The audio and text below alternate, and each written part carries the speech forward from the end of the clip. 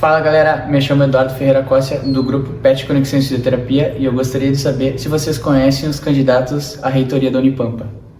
Vocês sabem que dia 12 de setembro terá eleições à reitoria? Conheçam os candidatos, leiam os planos de gestão, escolham o melhor e ajudem a construir um futuro melhor para a Unipampa.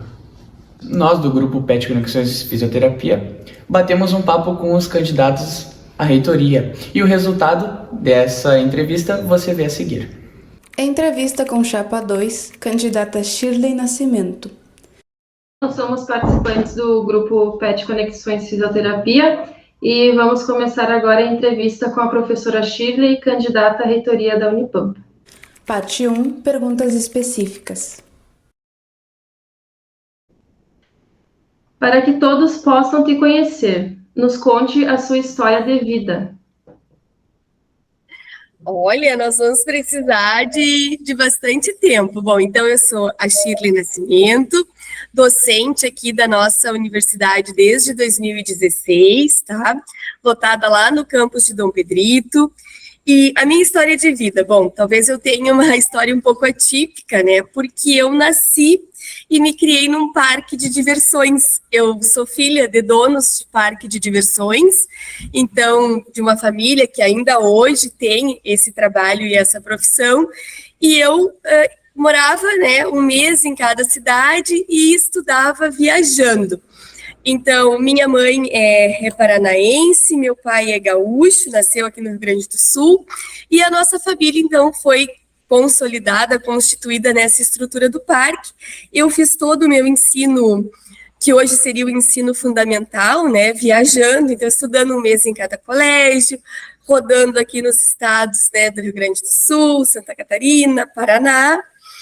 Quando eu estava já na idade de fazer o ensino, que hoje é o ensino médio, na minha época era o segundo grau, eu conversei com meus pais, eu queria muito estudar na Escola Técnica de Pelotas, e consegui, então, convencer meu pai a me dar esse voto de confiança, e pude ter essa oportunidade, né, de fazer o ensino, que hoje vocês chamam de ensino médio, na época a gente chamava de segundo grau, numa cidadezinha aqui do interior do Rio Grande do Sul, chamada Canguçu. Por que Canguçu, né? Porque uma cidade que meu pai tinha amigos, que tinham comércio, que poderiam ajudar a minha mãe a nos dar esse cuidado enquanto meu pai estava no parque. Então, eu estudava durante a semana, fazia esse ensino médio, que na época era o segundo grau, e estudava no ensino técnico, né, da escola técnica, que depois virou Cefet.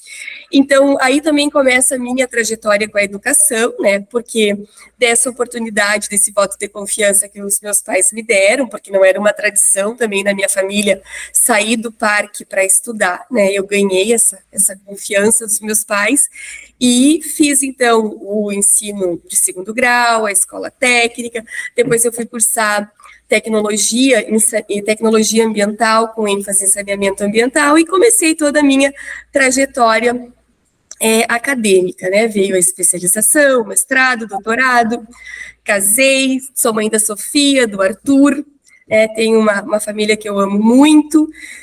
A minha família segue, a minha família paterna, né, envolvida com parques de diversões, mas depois de mim, minhas irmãs também estudaram, meus irmãos mais novos já fizeram uma outra opção também de vida, mas a gente tem essa marca aí, né, de ter tido uma vida itinerante, como alguns costumam dizer. Então, quero dizer para vocês que foi através, né, da educação também que eu pude transformar a minha história, que eu pude construir algumas coisas que eu queria muito enquanto pessoa, ter uma oportunidade, né, de ter um emprego, de passar num concurso na universidade, e eu sou uma entusiasta da educação, né, eu amo a docência, e eu tenho certeza, assim, que através dos processos de educação a gente pode transformar vidas, assim como a minha foi transformada, e tantas outras que eu vejo que a Unipampa tem transformado, né, e faço esse paralelo, tá bem?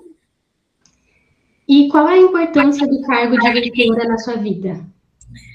Bom, então, eu entendo, né, que esse cargo, que é um cargo máximo dentro da estrutura da universidade, ele não tem que ser importante para a vida da pessoa, né? O projeto tem que ser para a instituição.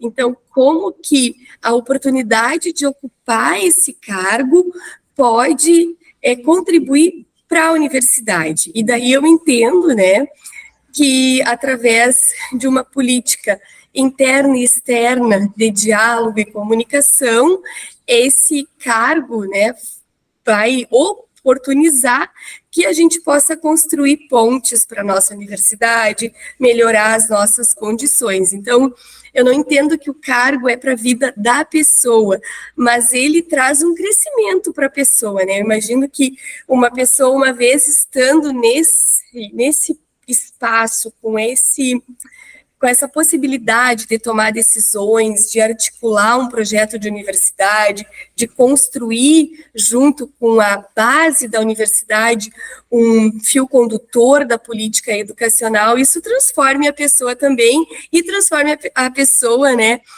em um ser humano também melhor, mas eu entendo que a grande importância desse cargo, né, é a oportunidade que ele traz a gente transformar a universidade, transformar vidas, né, transformar cenários, mudar a região, o estado, o país, né, e, enfim, toda essa transformação que só a educação proporciona. Dos grandes pensadores da educação, qual é a sua principal referência e por quê? Ótimo. Bom, eu tenho muitos, né? A gente não tem um principal pensador, mas em termos de educação, eu gosto muito do Edgar Morin, eu gosto muito das discussões que o Paulo Freire introduziu no nosso país, porque traz essa perspectiva de uma educação transformadora e de uma educação a partir da realidade da vida das pessoas, né? Eu gosto muito dessas discussões que não ficam dissociadas da prática. Então, acho que o Paulo Freire é, sim, um nome que eu prezo muito. O Edgar Morin é uma referência também, trazendo essa questão das reflexões, das interconexões.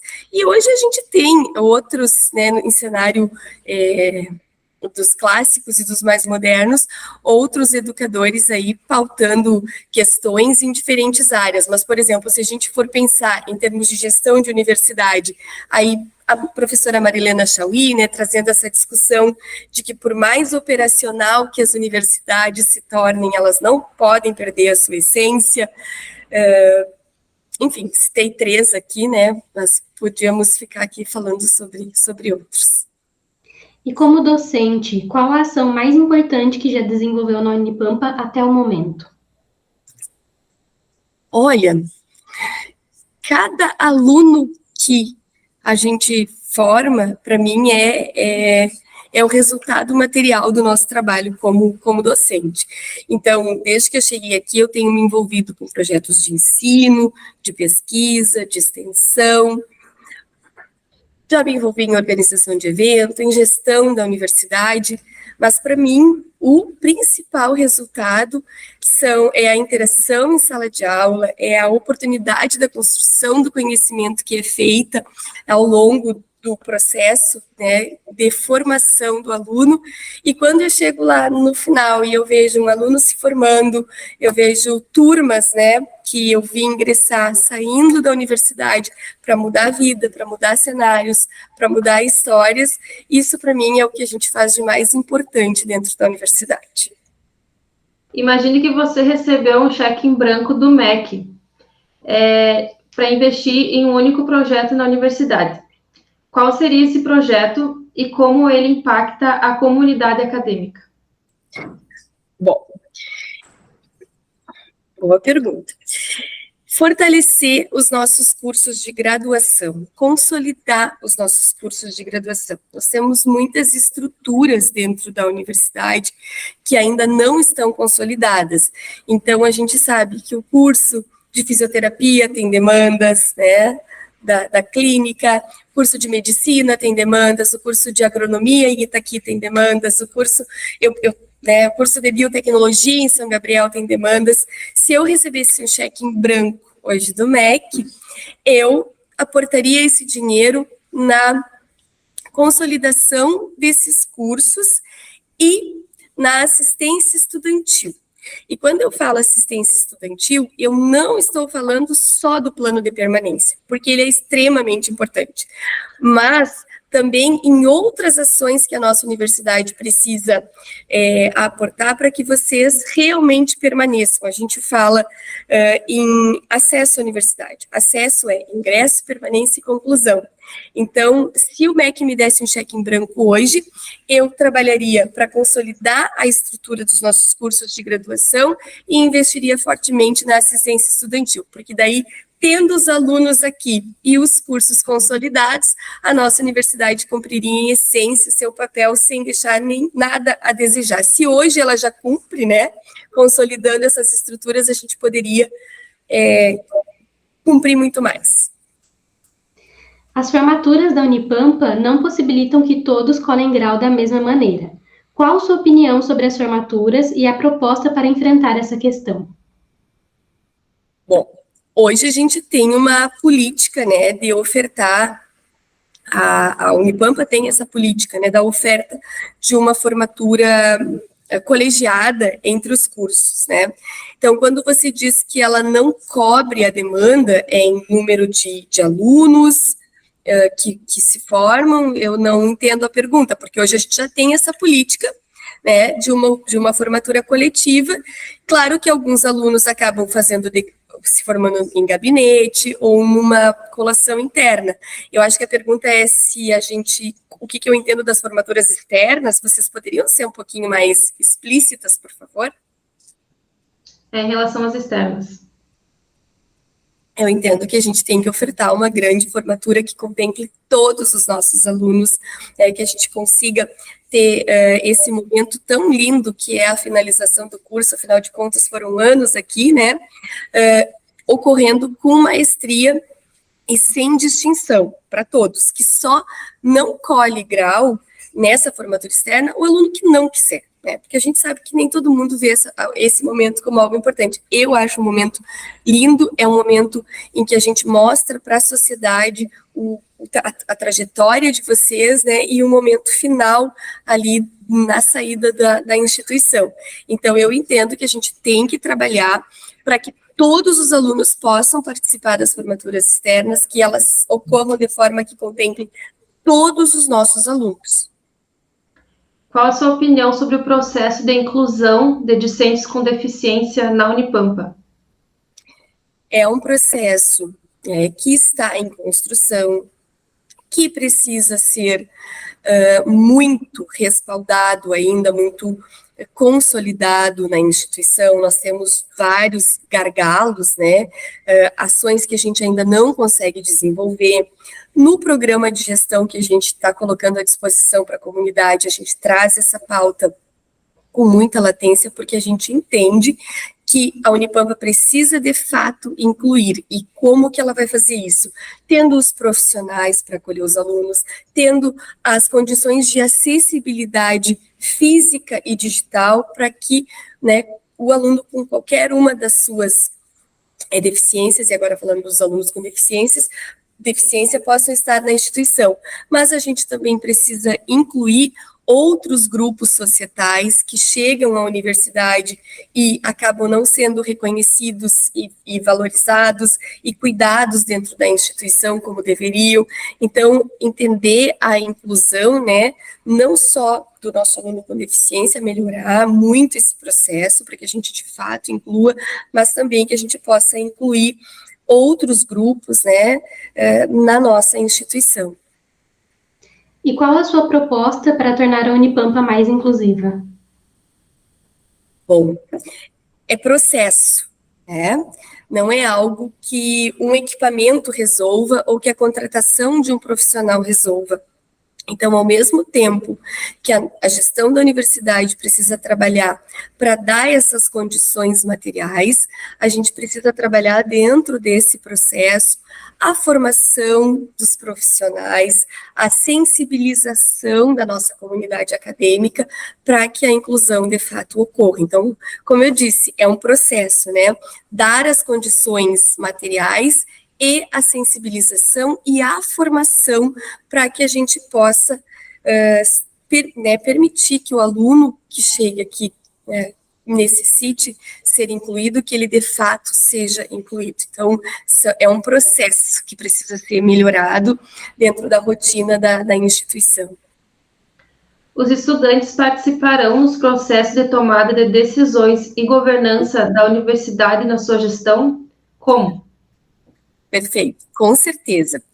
Na proposta de gestão que a gente colocou à disposição da comunidade acadêmica, a gente traz 4 eixos para discutir uma proposta de programa de gestão, que não é o nosso compromisso final com a comunidade acadêmica, é o nosso primeiro compromisso. E dentro dessa organização, a gente traz o movimento estudantil dentro do eixo gestão.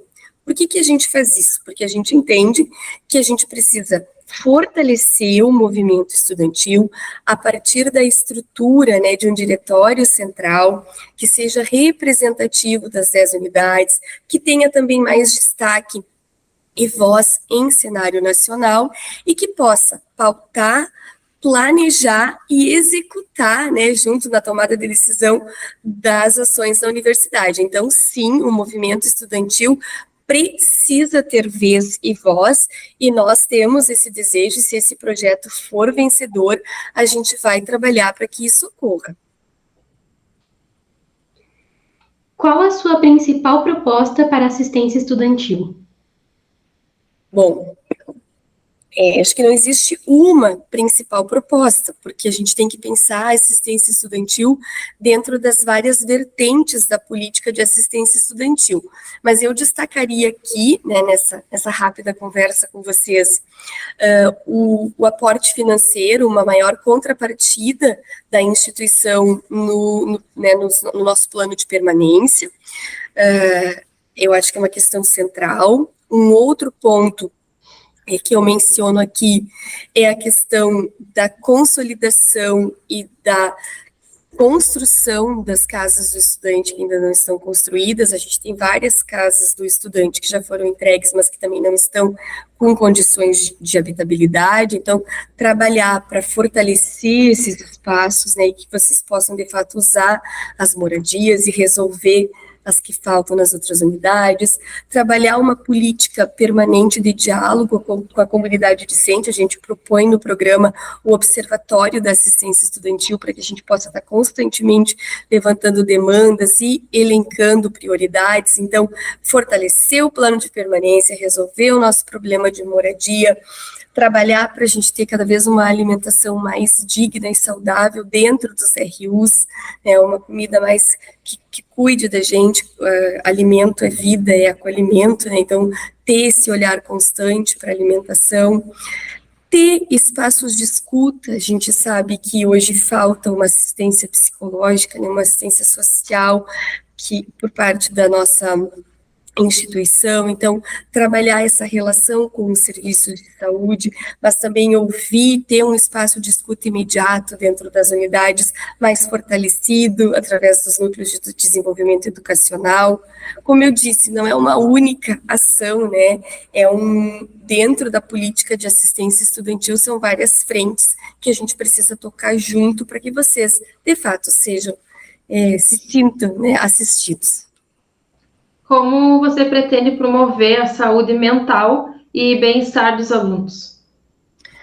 Ótima pergunta também. Acho que um pouco eu já falei, que é através dessa busca ativa de escuta. A gente fala no Observatório da Assistência Estudantil na retomada dos fóruns da assistência para que a gente possa engajar os alunos, E a gente traz dentro do programa de gestão uma proposta de maiores espaços de convivência, fortalecer as atividades culturais. Então, ter essa clareza, que o acolhimento, ele tem esse caráter mais da assistência, da política estudantil, do recurso financeiro, mas ele também tem esse zelo, esse cuidado com as outras possibilidades, como eu estou exemplificando agora, que é ter os espaços de escuta, ter profissionais que promovam atividades para prevenir problemas, porque às vezes a gente acaba só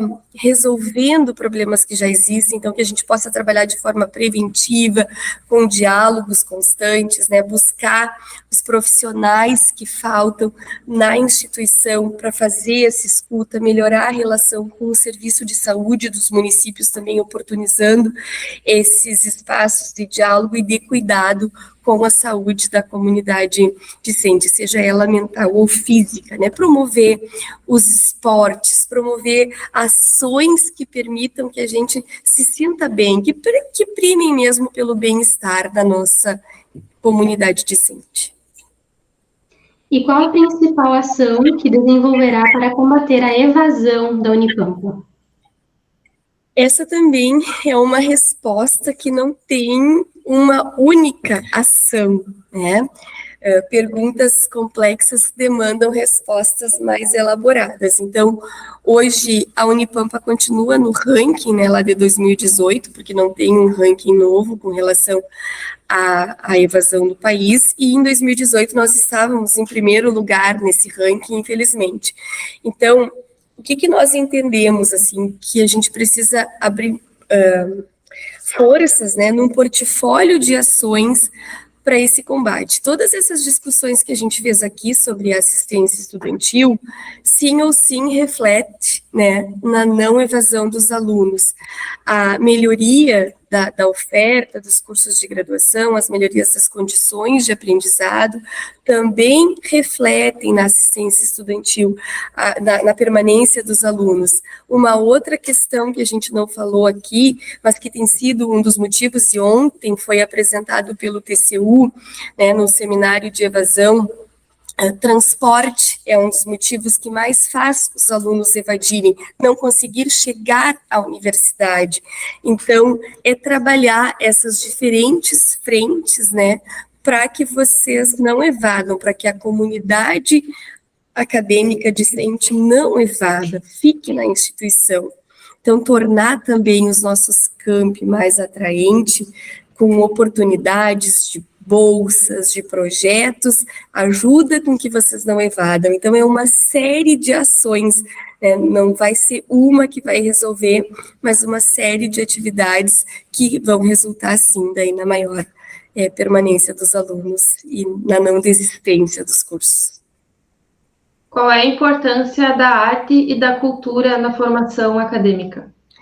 Arte e cultura é vida, né? Arte e cultura é vida. Então, total importância, promover, eu já mencionei aqui, né, espaços de lazer, buscar esse espraiamento da arte e da cultura na instituição, buscar mostrar os nossos talentos, incentivar atividades, né, que os alunos se interessem por essas ações, que se engajem em atividades com esse know-how, né, que expressam o talento nato das pessoas, buscar uma coisa que a gente não tem na Unipampa, né, a arte do Brasil. A universidade, ela não é local, né, a gente tem alunos de diferentes estados, promover essa interconexão do que é a arte, né, de diferentes artes e de diferentes espaços que promovam isso dentro da instituição. Então, a arte é vida, é fundamental e faz parte da construção do conhecimento, faz parte desse processo de construção que a gente vive dentro da universidade. E você tem alguma proposta específica para o curso de fisioterapia da Unipampa? No nosso programa de gestão, a gente não tem nenhuma proposta específica para nenhum curso, mas a gente tem um compromisso com os 77 cursos de graduação, os 20 cursos de mestrado e os 5 de doutorado, fora os que estão abrindo agora, né, que a gente recebeu a autorização da nossa instituição.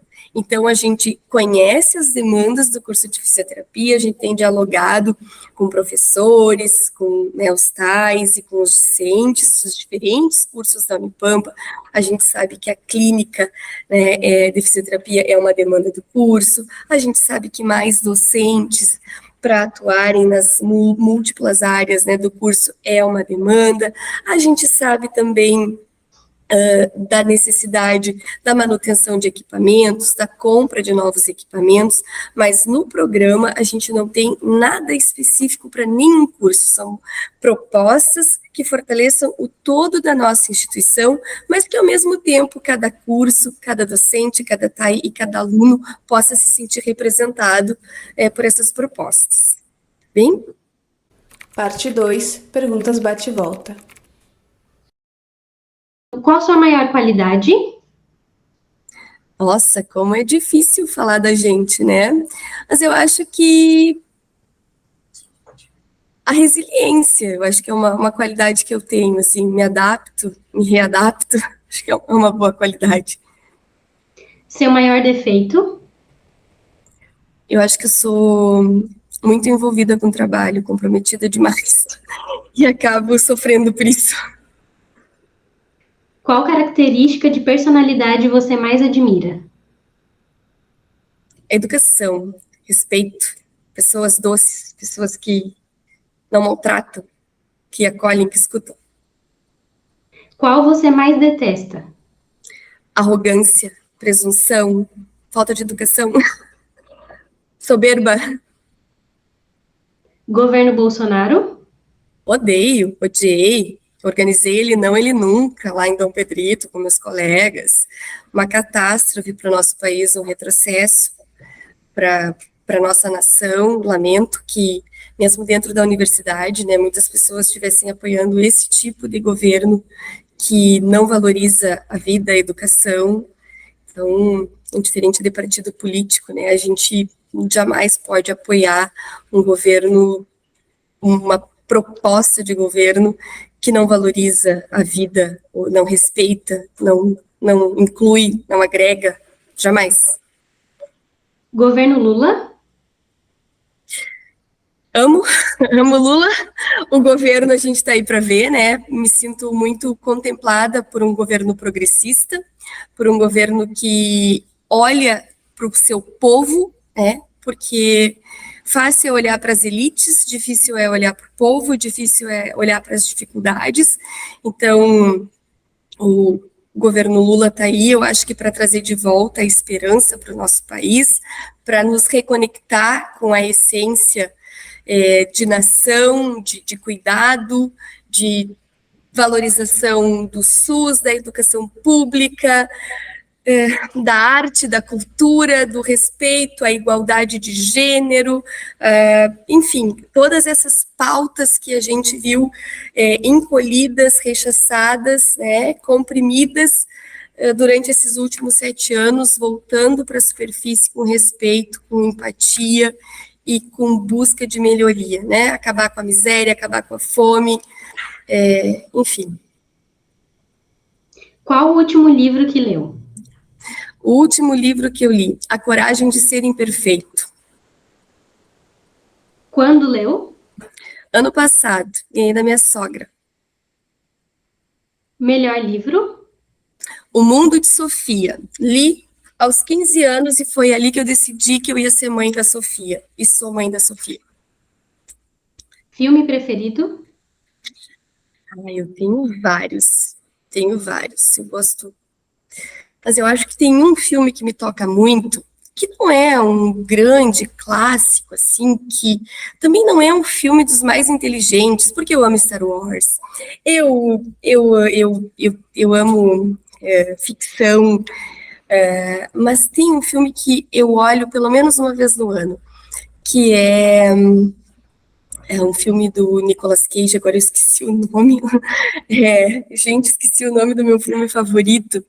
Ele é um empresário, eu olho uma vez por ano o filme, agora me deu um branco. Olho uma vez por ano o filme. Ele é um empresário, ele deixa a moça com quem ele vai casar e ele fica muito rico, muito famoso. E no Natal ele consegue voltar. Um anjo lá dá uma chance dele voltar no tempo e ele vive uma vida de casado com aquela moça que ele abandona e aquela vida que ele abandona.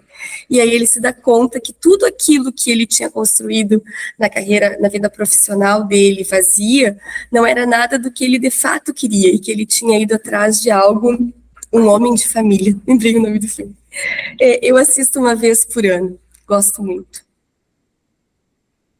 Obra de arte preferida? Olha, eu não sou uma pessoa que tenho grandes obras de arte em casa, mas eu aprecio uma boa tela. Eu gosto muito da Mona Lisa.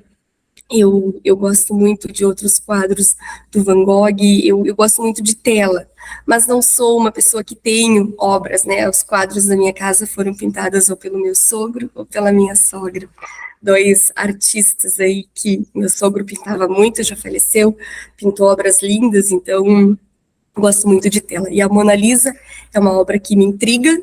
Eu confesso para vocês que eu já li muitas teorias sobre a pintura da Mona Lisa e eu gosto muito também de algumas obras do Van Gogh. Música preferida?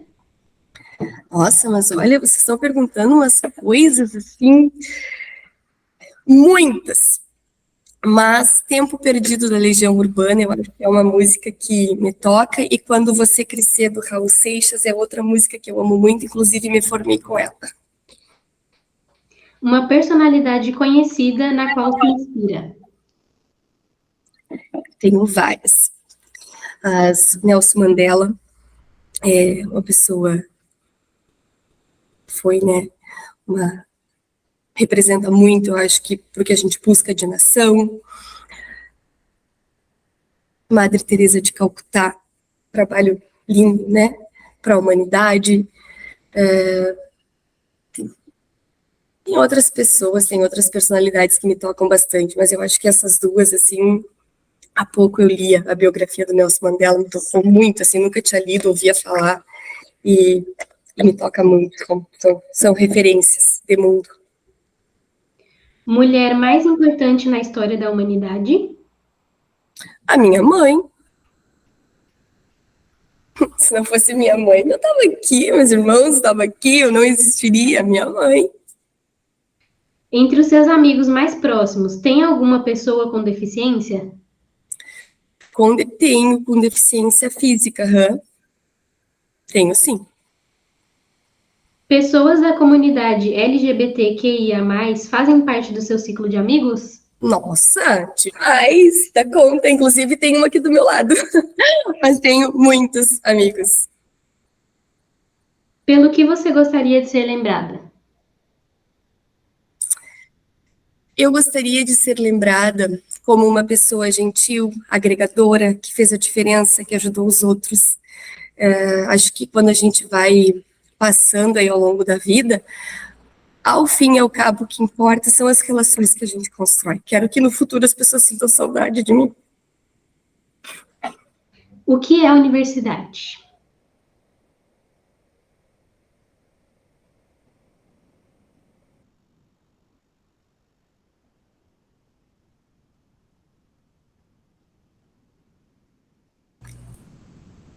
Gurias, vocês estão pegando pesado, eu sou uma pessoa sensível.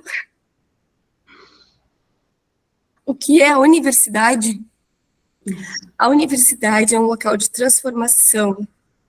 Eu vejo a universidade como uma oportunidade, uma das grandes oportunidades que a gente tem na vida de conhecer coisas, de conhecer pessoas. É algo para além dessa perspectiva funcional. Eu vou lá para buscar um diploma para trabalhar.